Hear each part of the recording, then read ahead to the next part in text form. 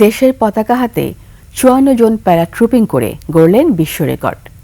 মহান বিজয় দিবসের ৫৪তম বার্ষিকী উপলক্ষে টিম বাংলাদেশের ৫৪ জন প্যারাট্রুপার একসঙ্গে জাতীয় পতাকা হাতে প্যারাশুটিং করে বিশ্ব রেকর্ড গড়েছে।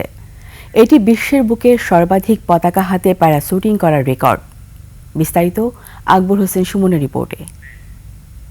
নায়াসিনামাইড ও স্যালিসাইলিক সমৃদ্ধ লিলি ফেস ওয়াশ যা ফেসের ডেড স্কিন সেল দূর করে দেয় দ্বিগুণ ফাস্টার ব্রাইটেনিং।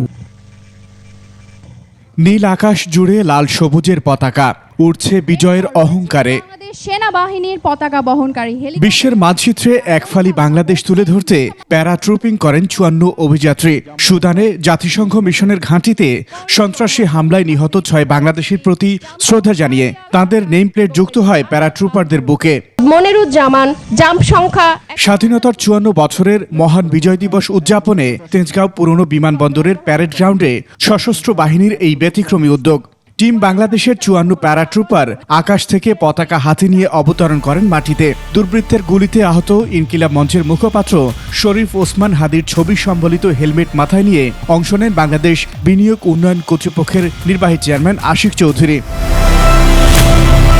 এটি বিশ্বের সর্বাধিক পতাকা হাতে প্যারাট্রুপিং, যার মাধ্যমে সৃষ্টি হয়েছে বিশ্ব রেকর্ড। সেনাবাহিনী, নৌবাহিনী ও বিমান বাহিনীর সমন্বয়ে ফ্লাইপাস্ট মহড়াও এই আয়োজনের অবিচ্ছেদ্য অংশ। মহান বিজয় দিবসে এয়ার শো দেখেন সর্বস্তরের মানুষ। আকবর হোসেন সুমন, ২১ টেলিভিশন, ঢাকা।